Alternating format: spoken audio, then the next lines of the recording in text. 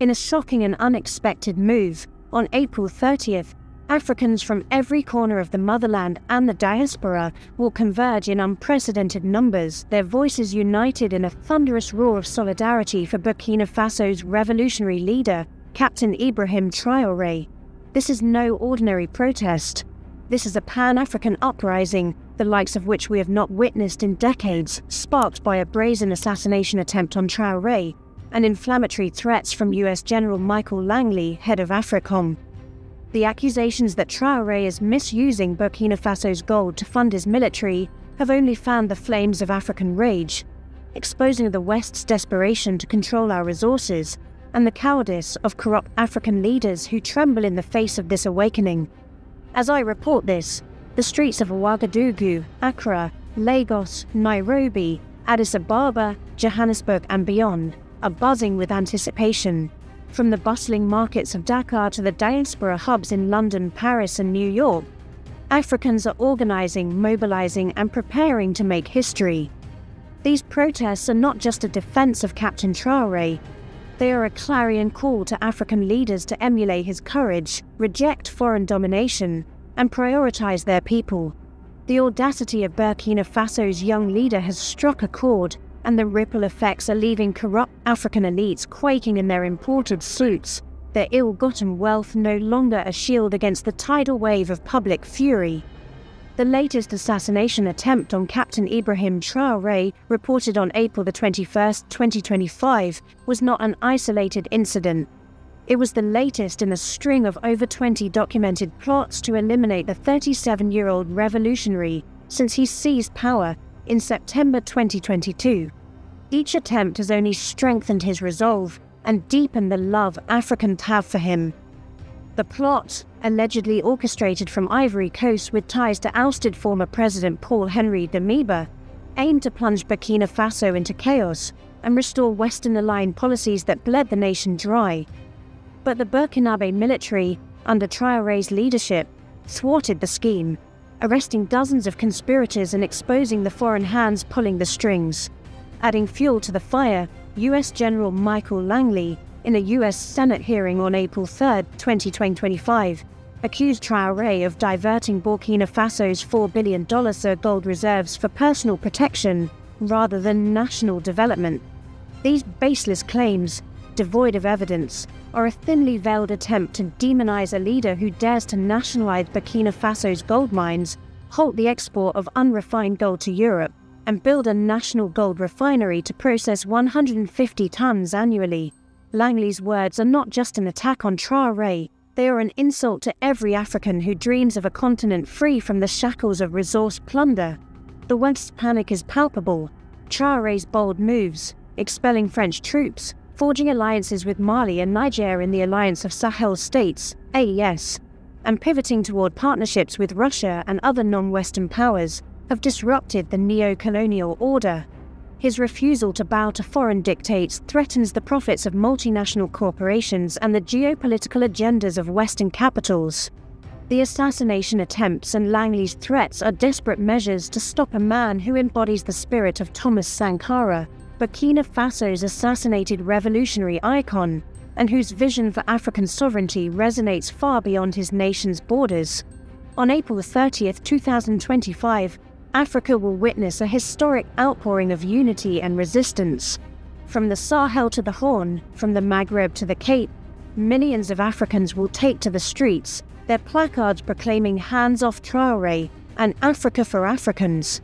In Ouagadougou, the epicenter of this movement, organizers expect over 1 million Burkinabe to march, their voices echoing Traoré's mantra, "La poussière va se soulever," the dust will rise.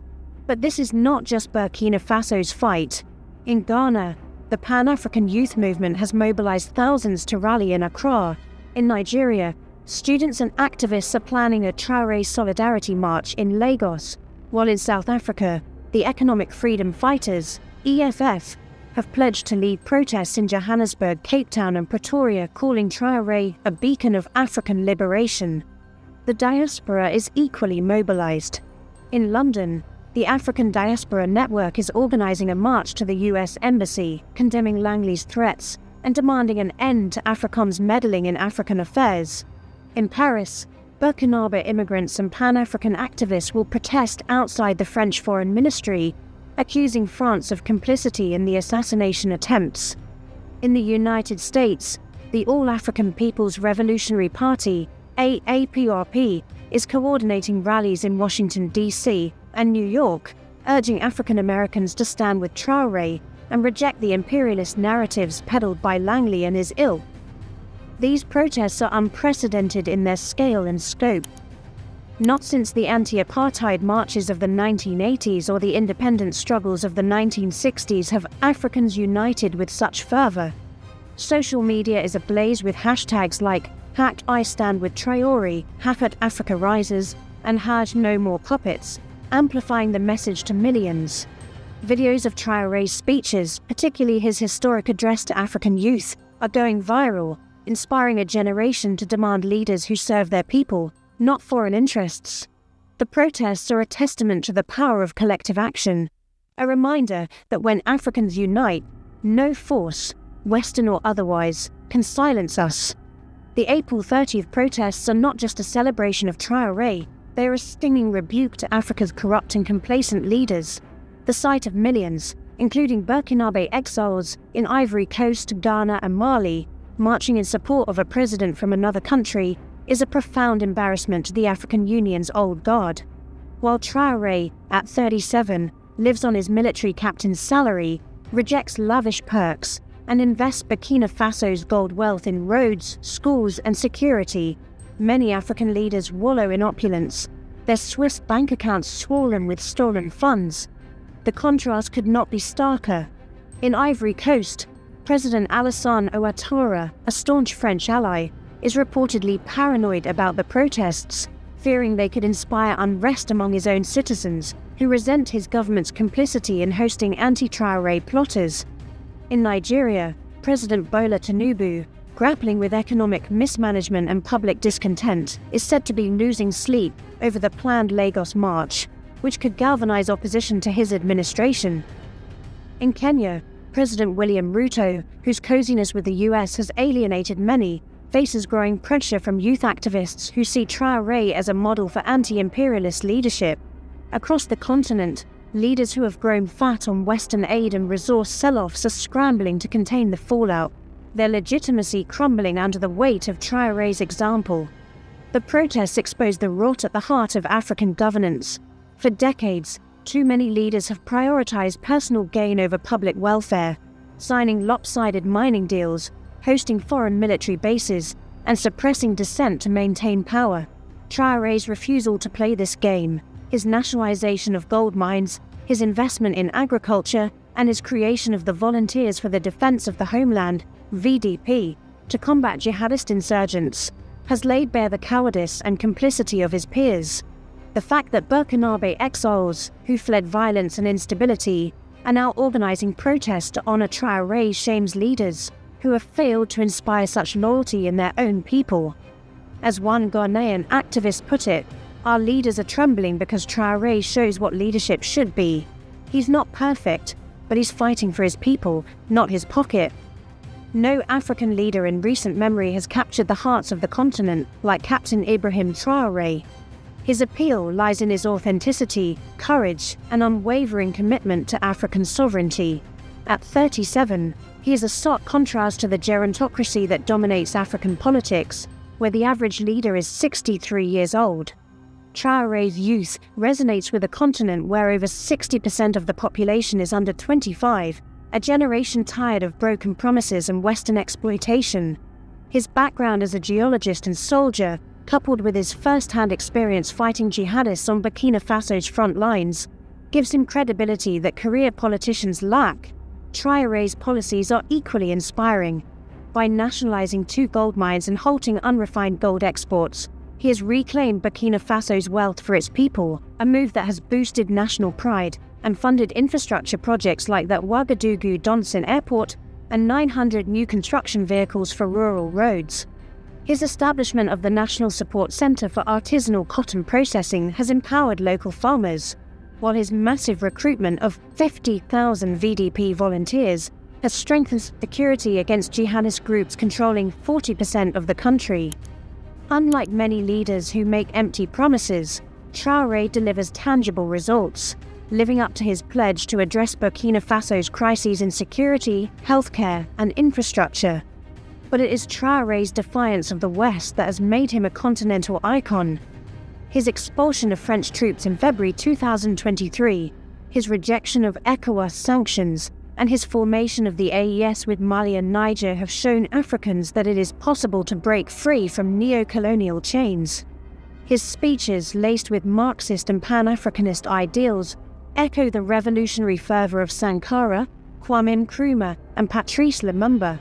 When Traoré declared, "Our gold, not yours," in response to Langley's accusations, he spoke for every African who has watched their resources plundered while their people starve.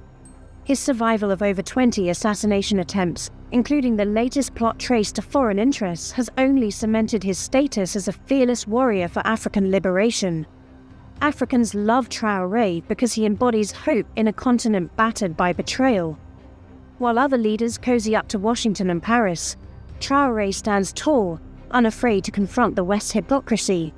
His humility, living on a captain's salary, shunning luxury and engaging directly with his people, sets him apart from the aloof elites who govern from ivory towers.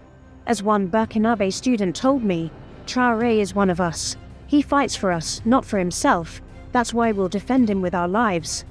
The April 30th protests are a mirror held up to Africa's corrupt leaders, forcing them to confront their failures. For too long, these leaders have thrived on a system of patronage, selling off Africa's resources to the highest bidder, while their people languish in poverty. In the Democratic Republic of Congo, billions in cobalt and coltan revenues disappear into offshore accounts, yet 73% of the population lives on less than $2 a day. In Angola, the Dos Santos family amassed a fortune while children starved. In Zimbabwe, diamond wealth has enriched a tiny elite, leaving the masses to fend for themselves. These are not isolated cases, but a pattern of betrayal that Traoré's leadership exposes. The protests highlight the complicity of African leaders in Western agendas. Many have welcomed AFRICOM bases, IMF loans, and extractive industries, trading sovereignty for personal gain. When Langley accuses Traoré of mismanaging gold, these leaders remain silent, unwilling to challenge the US for fear of losing favour. Their silence is deafening, a stark contrast to the EF's vocal defence of Traoré and the Burkinabe government's fiery rebuttal. The protests are a wake-up call. Africans are no longer willing to tolerate leaders who serve as puppets for foreign powers. The fear among corrupt leaders is palpable. In private, they whisper about the Traoré effect, the possibility that their own citizens, inspired by Burkina Faso's example, will demand accountability and reform. The extension of Traoré's transition period to 2029, while controversial, has not dimmed his popularity, as Burkinabe see it as a necessary step to stabilize a country under siege. Meanwhile, leaders who cling to power through rigged elections and repression face growing unrest. The protests are a warning. The era of unchecked corruption is coming to an end. Africans are ready to defend Captain Ibrahim Traoré because he represents their aspirations for a free, prosperous and united continent. His survival of assassination attempts, each one a reminder of the dangers faced by those who challenge the status quo, has galvanized a protective instinct across the continent. From the Sahel to the diaspora, Africans see Traoré as a symbol of resistance against the forces that have plundered Africa for centuries: colonial powers, multinational corporations, and their local enablers. The memory of fallen heroes like Sankara, Lumumba, and Muammar Gaddafi looms large. Each was targeted for daring to prioritize their people over foreign interests, and Africans are determined not to let Traoré suffer the same fate. Social media posts calling for a day of prayer to shield Traoré from demonic forces reflect the depth of this commitment. In Mali, youth groups have vowed to stand as a human shield for Traoré, while in Niger, citizens are organizing solidarity caravans to Ouagadougou. The diaspora, too, is mobilizing, with fundraising campaigns to support Burkina Faso's security efforts and petitions demanding that the US and France cease their interference. This readiness to defend Traoré is rooted in a broader vision of Pan-African unity. His leadership of the AES, which prioritizes collective defense and mutual assistance among Burkina Faso, Mali, and Niger, offers a blueprint for regional cooperation free from Western oversight. Africans see Traoré as a catalyst for a second independence, one that liberates the continent from economic and military domination. As one protester in Johannesburg told me, if they touch Traoré, they touch all of us. We're not just fighting for Burkina Faso, we're fighting for Africa's soul. The April 30th protests mark a turning point in Africa's history. They are a declaration that the continent will no longer be a playground for foreign powers or a cash cow for corrupt elites. Captain Ibrahim Traoré, with his courage, vision, and defiance, has lit a spark that is spreading like wildfire. His leadership challenges African leaders to rise to the occasion or face the wrath of their people. It challenges the West to reckon with a continent that is waking up, standing tall, and demanding respect. To my brothers and sisters across Africa and the diaspora, let us seize this moment. Let us march on April 30th with pride, unity, and purpose. Let us honor Traoré not just with our voices but with our actions, building a continent where sovereignty, justice, and prosperity are not dreams but realities.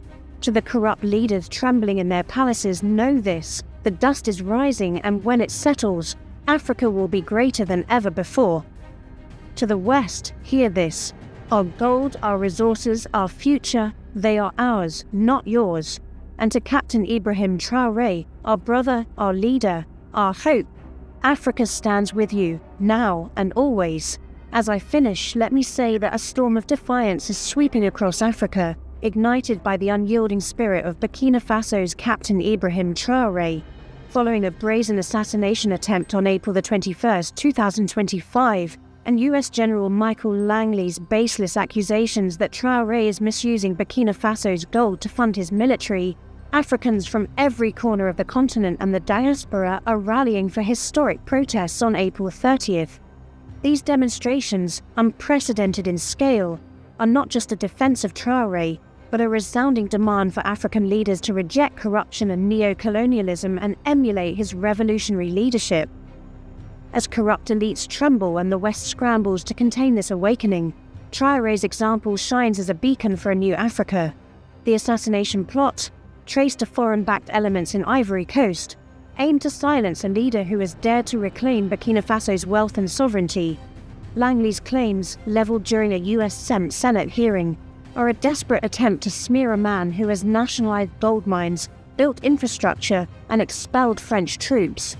These attacks have only fueled African outrage, uniting millions in a movement that exposes the cowardice of leaders who bow to Western interests. From Ouagadougou to Accra, Lagos to Johannesburg, and diaspora hubs in London and New York, Africans are organizing to show solidarity with Traoré and demand change. The April 30th protests are a stinging rebuke to Africa's corrupt leaders. In Nigeria, President Bola Tinubu faces growing unrest as citizens contrast his administration's failures with Traoré's achievements. In Kenya, President William Ruto's US ties are under scrutiny as youth hail Traoré's anti-imperialist stance. Even in Ivory Coast, President Alassane Ouattara's complicity in anti-Traoré plots has sparked fear of domestic backlash. These leaders, enriched by resource plunder and foreign aid, are shaken by the sight of Burkinabe exiles and Africans continent-wide marching for a president from another nation, a love no African leader has ever inspired. Traoré's appeal lies in his authenticity and courage. At 37, he embodies the aspirations of Africa's youth, rejecting luxury to live on a captain's salary and prioritizing his people over personal gain. His policies, nationalizing gold, boosting agriculture, and recruiting 50,000 volunteers to fight jihadists, deliver results where others offer empty promises. His defiance of ECOWAS sanctions and formation of the Alliance of Sahel States, AES, with Mali and Niger, signal a break from neo-colonial chains, inspiring a generation to demand sovereignty. The protests exposed the rot of African governance. Leaders who sign lopsided mining deals and host foreign bases stand naked before Traoré's example. His survival of over 20 assassination attempts, each a testament to his threat to the status quo, has galvanized Africans to defend him as a symbol of their own liberation. Social media buzzes with #I stand with Traoré, amplifying his call for African unity and self-reliance. African leaders must heed Traoré's example because it is the only path to true liberation. His leadership proves that prioritizing national interests over foreign agendas can rebuild trust and pride in governance. By investing in local industries, as Traoré has with cotton and gold, leaders can create jobs and reduce dependency on exploitative loans. His focus on security through community-driven initiatives like the VDP offers a model for tackling instability without inviting foreign militaries. Most critically, Traoré's rejection of personal enrichment challenges leaders to govern with integrity, fostering accountability that could heal the wounds of decades of betrayal. To ignore his blueprint is to risk irrelevance, as Africa's youth, emboldened by his vision, will no longer tolerate leaders who sell their future. Traoré's path is not just a choice, it is Africa's destiny.